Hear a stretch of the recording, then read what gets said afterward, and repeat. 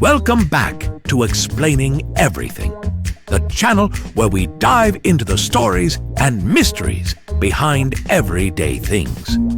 Today's question comes from one of our curious viewers. Megan likes mangoes. Thanks for the sweet suggestion, Megan.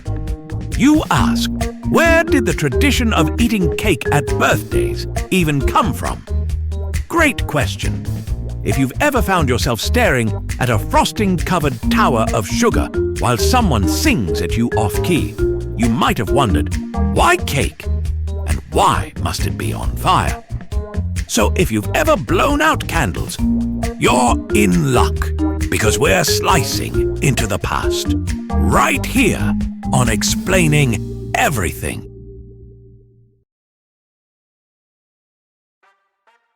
Our journey begins in ancient Greece. You know, togas, olives, shouting opa at inopportune moments. That Greece. The Greeks loved a good party, and they especially loved their gods. So when Artemis, the goddess of the moon and hunting, which is a strange combination if you think about it, had a fan club meeting, also known as a religious ritual, followers would bring moon-shaped cakes. Why moon-shaped? Because Artemis was all about that celestial glow-up, and these early cakes were sweetened with honey, which back then was basically nature's version of a vending machine snack. No chocolate chips, no buttercream, but hey, it was the Bronze Age. Expectations were lower. And just to make things even more dramatic, they lit candles on the cakes to mimic the glow of the moon. Yes, folks, even in ancient times, people looked at food and thought, you know what this needs? Fire. But these weren't birthday cakes just yet. These were more like, please don't smite me offerings to a celestial being. But still, a flickering, round cake. The blueprint was born. Next stop, ancient Rome. The place where the roads were straight, the sandals were strappy, and the parties were completely over the top. Romans actually celebrated birthdays. Well, if you were a man. Women got to celebrate when they turned 50. So, progress? Anyway, if you were a dude in Rome, you got a birthday party. And if you were an emperor, your birthday was basically an unofficial public holiday where peasants celebrated you by not revolting that day. And yes, cake. Well, kind of. The Roman version was more like a dense, bready concoction.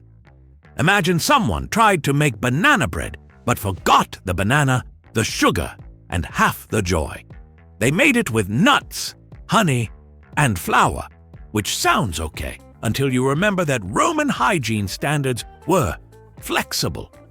Still, the idea of associating sweet, cakey things with birthdays was clearly catching on, even if those cakes had the consistency of a gym mat. Fast forward to medieval Europe, where things were darker, colder, and had way more plague. By now, birthdays were becoming more of a thing among the noble folks.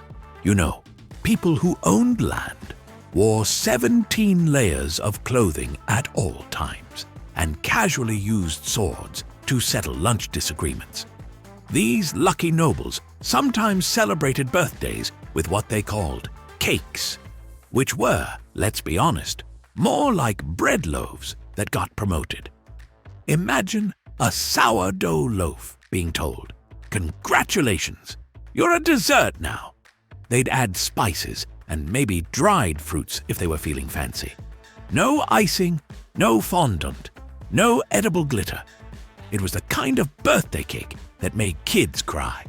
But the concept was gaining traction. Meanwhile, peasants celebrated their birthdays by not dying. Now here's where things start to feel familiar.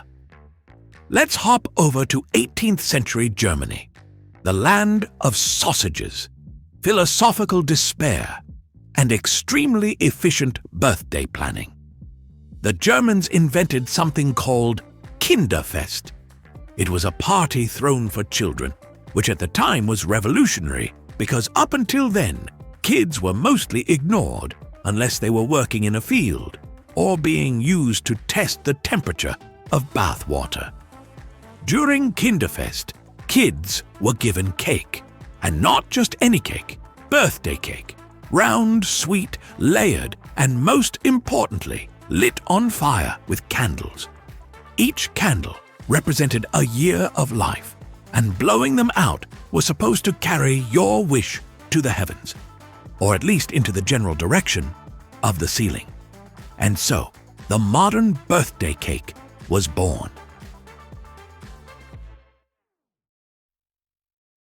Germany had officially invented a socially acceptable way to feed sugar to children while simultaneously encouraging them to inhale fire. Bravo! As we marched into the Industrial Revolution, humanity was like, this cake thing is great, but how can we do it faster, cheaper, and with more preservatives? Enter the mass-produced cake. Suddenly, bakeries popped up, and even the middle class could afford birthday cakes. No longer did you need a castle, a coat of arms, or a goat sacrifice to get frosting on your big day. By the 20th century, cake had become a birthday staple across much of the Western world. You could get chocolate cake, vanilla cake, strawberry shortcake, or even fruit cake. Though, let's be honest, that last one is usually regifted until it fossilizes. The evolution of the birthday cake was complete. From a burnt offering to the moon goddess to a spongy dessert topped with edible cartoon characters. What a journey! In the end, birthday cake isn't just about sugar and layers. It's about celebration, about making it through another year without spontaneously combusting or accidentally texting your boss instead of your friend. Cake says, you made it. You survived. Here's something fluffy and delicious topped with tiny fire hazards. So next time someone plops a cake in front of you and starts singing off-key, remember, you're part of a tradition that goes back thousands of years, involving goddesses, emperors, German children, and industrial bakers with a passion for sugar and shelf life.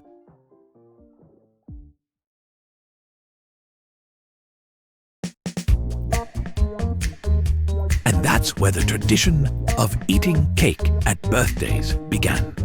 An epic journey from ancient moon worship to German Kinderfests to the frosted, sprinkle-covered sugar bombs we know and love today.